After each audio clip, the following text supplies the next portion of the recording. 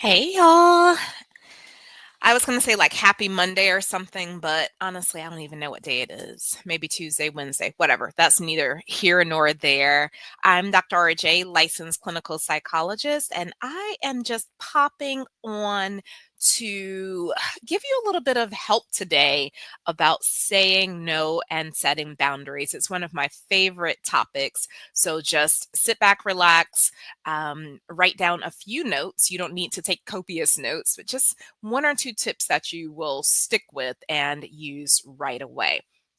Before we get started, I will tell you a little bit about myself. Again, I'm a licensed clinical psychologist, and goodness, I've been in the mental health field for about 20 years now. I was doing the math earlier, and I'm like, really, 20 years? But yeah, 20 years. The time really does fly. So I'll stop rambling. But anyhow, let me tell you some of what I've done over the past 20 years. I think it's important to really let viewers and listeners know who they're listening to, who they're hearing from. Um, and just to make sure that is an actual authority and not some random internet AI talk or whatever. So again, I'm a licensed clinical psychologist. I originally started out with trauma, and so I'm trained in trauma before trauma informed treatment was popular. That's what we were doing: neuroscience training, psychopharmacology training, all of the things.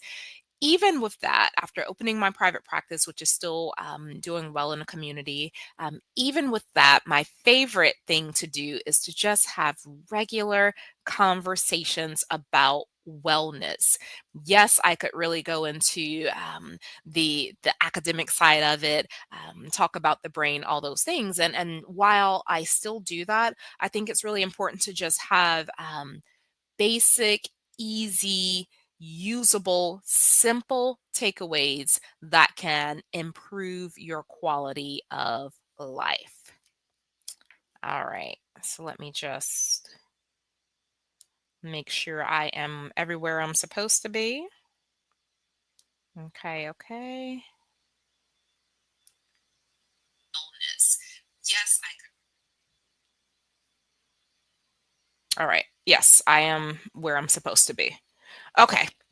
So let's get this thing started. Again, I'm Dr. RJ Verwain, licensed clinical psychologist, and we're here today to talk about setting boundaries. Why you say yes when you really mean no. So why is this important? Why is it important for us to pause our day and talk about this topic? Well, when you have issues setting boundaries, it will trickle down into all parts of your life. Whether you're having trouble setting boundaries with yourself, you don't keep your word to yourself, that could then impact your physical health, your mental health, your spiritual health, your relationships, all of the things. If you have problems setting boundaries with others, that will also negatively impact your relationships. You'll start to feel some resentment and maybe some loneliness. So this really is an important topic, especially if you have issues saying no and setting boundaries at work, in the workplace, whether you're an entrepreneur, CEO, director, educator, setting boundaries is everything. All right, so let's jump right into this. Why are you having problems setting boundaries? A lot of us were, let me just say this really quick. I know I'm like all over the place because I'm on one screen today and not two. Don't even ask me why. It's a whole thing. All right, let's just do this. Let's do this first. So I'll give you the reasons we say no, and then we'll talk about what you can do about it. Let's just keep it short, simple, and sweet. So, number one, the first reason that we often refuse to say no or avoid saying no is that we were taught saying no is rude or selfish. Reason number one, we don't say no. You were taught that saying no is rude or selfish. So if you were raised to be a helper, then saying no can feel like a betrayal, even when you're drowning, even when you don't have the resources to give. It can feel like you're betraying someone else. We know that's false. Reason number two that we don't say no: you fear conflict or disappointing others. Conflict and disappointing others and rejection are issues that many adults struggle with. I think it's really important for us to teach children how to deal with disappointment, how to anticipate and cope with rejection, and know that it's all a normal part of life. Because once we reach adulthood, if we don't approach those issues early on, then they follow us into adulthood. So we are walking out of a place of fear. Everything is a fear. Are they going to like me? Am I going to be lonely? Will they reject me? Will they stop inviting me? Okay. Peace at the expense of your own boundaries is not peace. That's performance. I'll say that again. Peace at the expense of your own boundaries isn't peace, it's performance. So keep that in mind. Reason number three why we tend to say yes when we really mean no: you confuse your worth with your usefulness. I talk about this often with in the corporate environment. We show up as doers instead of innovators, and that can really be problematic. I'm not saying that there's anything wrong with getting tasks done, but you don't want to brand yourself as only a doer. Your worth is not equal to how much you can do for someone. So keep that in mind. Don't confuse your worth with your usefulness. Okay? You are not a utility. You're not only as good as your last favor. Sometimes that's some inner work that needs to be done because we've based our relationships on approval of others. We've based our relationships on how others respond when we do say yes to them. Okay. So, five reasons.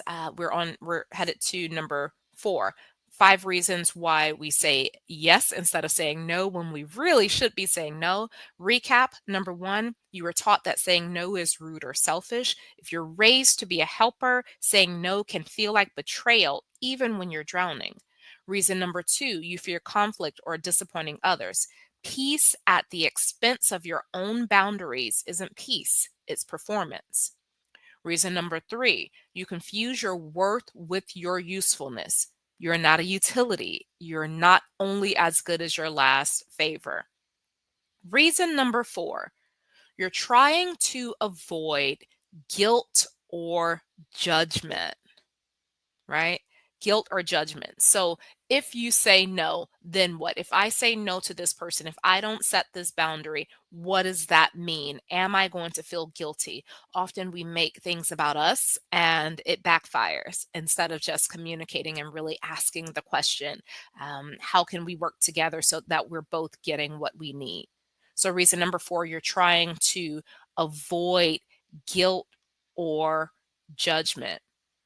Now, I will say this: it's not fairy tale land. Sometimes there will be judgment, but let them talk. Their comfort with your self sacrifice is not your responsibility, right? It's just something you have to let happen. Finally, number five, reasons why we say yes when we really mean no. You haven't practiced saying no, so it still feels scary. You haven't practiced it. You haven't said no enough. You're not bad at boundaries. You're just out of practice. And that's my favorite one. So let's do a recap. Five reasons why we say yes when we really mean no. Number one, you were taught that saying no is rude or selfish. If you were raised to be a helper, saying no can feel like betrayal, even when you're drowning. Number two, you fear conflict or disappointing others. Peace at the expense of your own boundaries isn't peace, it's performance. Number three, you confuse your worth with your usefulness. You're not a utility. You're not only as good as your last favor. Number four, you're trying to avoid guilt or judgment. Let them talk. Their comfort with your self sacrifice is not your responsibility. And number five, you haven't practiced saying no. So it still feels scary. You're not bad at boundaries, you're just out of practice. So now that we've talked about the why, obviously I'm going to give you some strategies. I think that it's super useful, super important to give you simple, easy, useful strategies that you can start using right now as soon as we're done and start practicing today. So, strategy number one, I'll give you five. If you are a note taker, this is a good time to jot down a few notes. Put some notes in your phone or use your sticky pad or notepad. I'm old school. I still use a little notebook where I jot things down, but only jot down the ones that you plan to use. You don't want just random notes hanging around clouding up your brain space. So, five strategies to stop saying yes when you mean no. All right.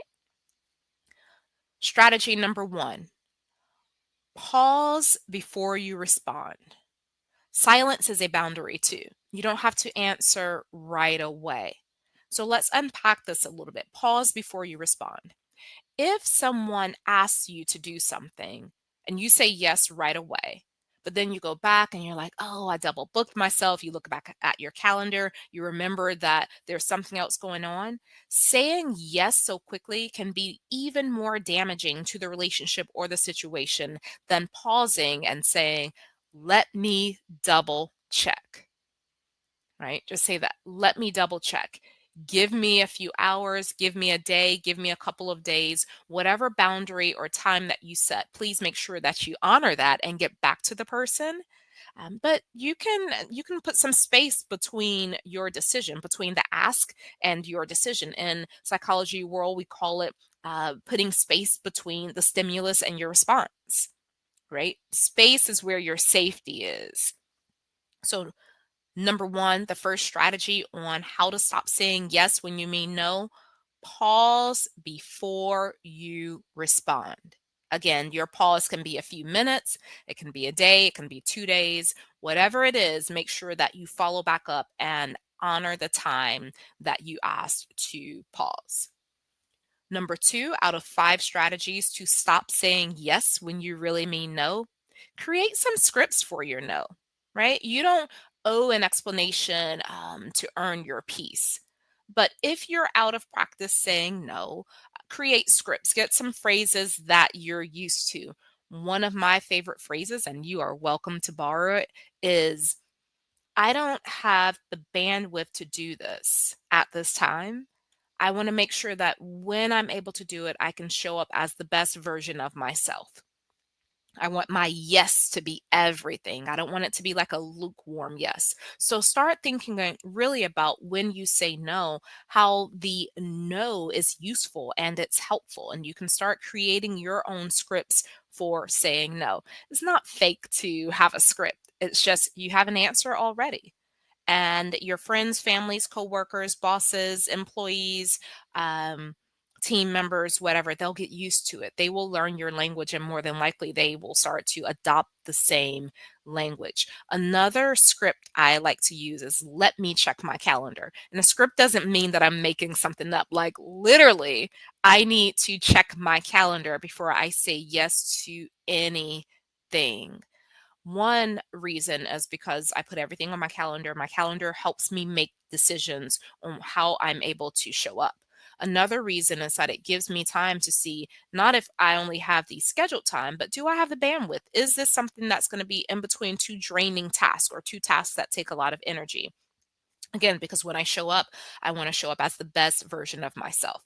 So we're talking about five strategies on how to stop saying yes when you really mean no. First strategy, pause before you respond. Silence is a boundary too. You don't have to answer right away. I'll go back to this one because I put my phone on do not disturb or a focus feature or that sort of thing because it allows me to set a boundary with myself.